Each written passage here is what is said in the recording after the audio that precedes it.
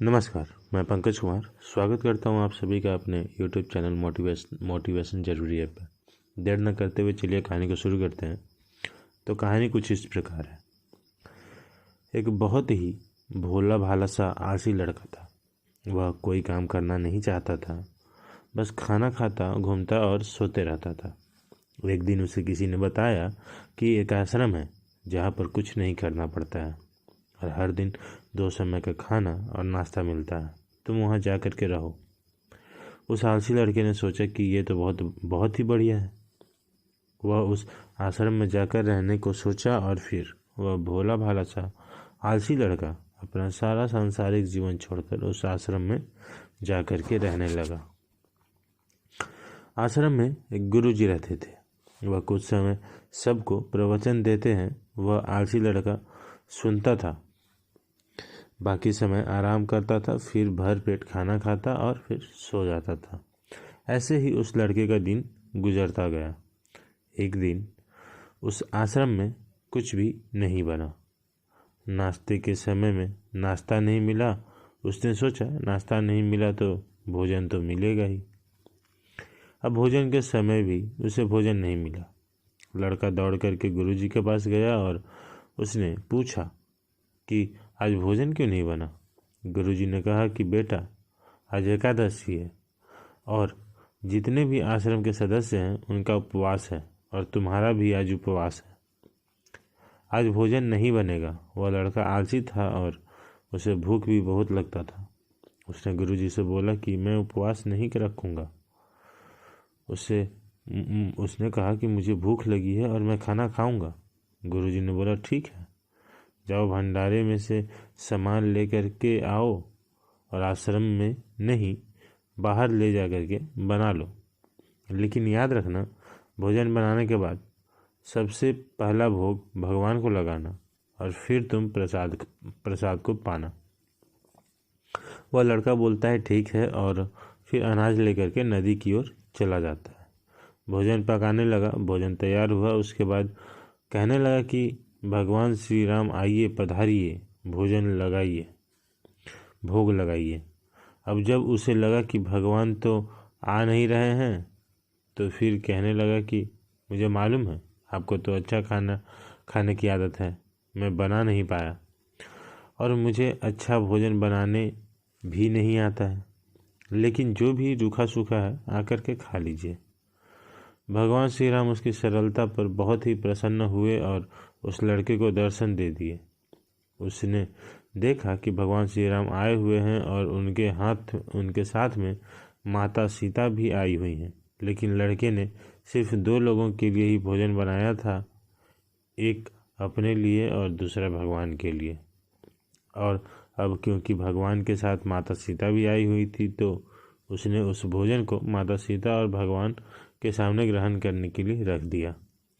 भगवान श्री राम और माता सीता ने भोजन किया और उसके बाद जब वह जाने लगे तो यह भोला सा आलसी सा लड़का बोला कि प्रभु, आप आए, दर्शन दिए, बहुत अच्छा लगा। मुझे खाने को कुछ नहीं मिला, लेकिन कोई बात नहीं। लेकिन आपसे एक विनती है कि अगली बार जब आप आइए तो कितने लोग आएंगे ये बता दीजिए, ताकि मैं उतने लोगों के लिए भोजन बनाकर रखा रहूं। भगवान श्री राम मन ही मन मुस्कुराए और फिर अंतर ध्यान हो गए। लड़का आश्रम गया। दिन बीतता गया और फिर एकादशी का दिन आया और इस बार उसने 3-4 लोगों के लिए अनाज ले करके खाना बनाने के लिए नदी के किनारे पहुंचा और उसने बड़े प्रसन्नता से भोजन बनाया और इंतजार करने लगा कि प्रभु आइए और भोग लगाइए। इस बार लड़का देखता है कि भगवान श्री राम पूरा दरबार लेके आए हैं, जैसे माता सीता, लक्ष्मण, भरत, हनुमान जी और सभी अन्य लोग। लड़के ने 3-4 लोगों का भोजन बनाया था और इस बार भी भोजन कम पड़ गया। लड़के ने निराश होकर भोजन को प्रभु के आगे रख दिया। उन्होंने भोजन किया और फिर चले गए और इस बार भी लड़का फिर से भूखा रह गया।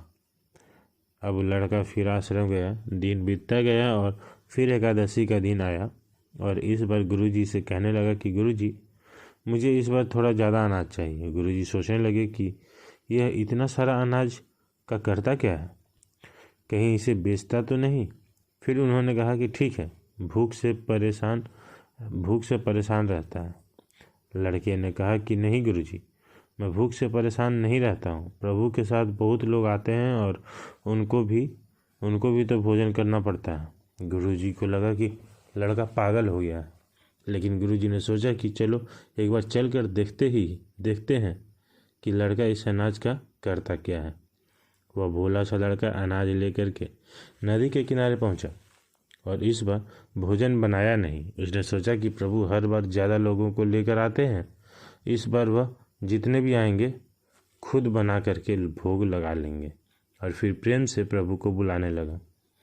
गुरुजी ये सब कुछ छुप कर देख रहे थे कि ये भोजन तो बनाया नहीं और प्रभु को बुला रहा है। लेकिन लड़के ने देखा कि इस बार प्रभु के साथ में बहुत से लोग आए हुए हैं, तो उसने प्रभु के सामने हाथ जोड़ करके कहा कि प्रभु माफ़ करना, आप बहुत सारे लोग आते हो, मुझे संख्या पता नहीं होती है और मेरी हिम्मत भी नहीं होती है कि इतने सारे लोगों के लिए भोजन बनाऊं। आप स्वयं आइए, बनाइए, खाइए और भोग लगाइए। प्रभु मुस्कुराते हैं और अपने साथ आए हुए लोगों के साथ मिल करके भोजन बनाते हैं।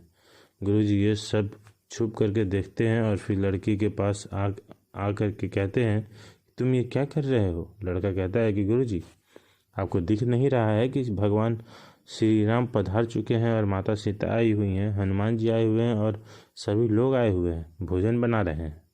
गुरुजी ने बोला कि पागल हो गए हो क्या? मुझे तो कोई नहीं दिख रहा है। लड़का गुस्सा हो गया और बोला, प्रभु आप ये क्या कर रहे हो?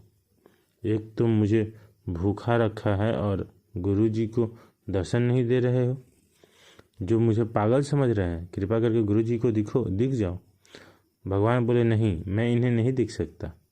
लड़का बोला, क्यों? इन्हें क्यों नहीं दिख सकते? मेरे गुरुजी तो बहुत महान हैं, बहुत बड़े ज्ञानी और ज्ञाता हैं। भगवान बोले, हाँ, ज्ञानी हैं और ज्ञाता होंगे, लेकिन तुम्हारी तरह सरल नहीं है। जो सरलता तुम में है वो तुम्हारे गुरुजी में नहीं है। लड़के ने ये बात गुरुजी से कह दी और भगवान श्री राम कह रहे हैं कि आप में सरलता नहीं है, आप मेरी तरह सरल नहीं हैं, इसलिए आपको वो नहीं दिख सकते। गुरुजी की आंखें नम हो गई और रोने लगे और बोले कि बिल्कुल सही कहा, मेरे अंदर तुम्हारे जितना सरलता नहीं है। और फिर माफ़ी मांगने लगे। फिर भगवान ने गुरुजी को भी दर्शन दिए। यह कहानी हमें सिखाती है कि जीवन में सरलता सबसे आवश्यक है। जितने सरल बने रहेंगे उतना जीवन में आगे बढ़ते चले जाएंगे। जब आप सरल होते हैं तो आप खुद भी मुस्कुराते हैं और दूसरों को भी मुस्कुराने की वजह देते हैं। तो आई होप कि आप लोगों को ये मोटिवेशनल स्टोरी अच्छी लगी होगी। अगर ये कहानी थोड़ी सी भी अच्छी लगी है तो प्लीज़ यार वीडियो को लाइक करो, एक प्यारा सा कमेंट करो और नए हो तो प्लीज़ यार चैनल को सब्सक्राइब करो। यार आप लोग चैनल को सब्सक्राइब नहीं करते। मिलते हैं किसी अच्छे से मोटिवेशनल और इंस्पिरेशनल स्टोरी के साथ। जय हिंद।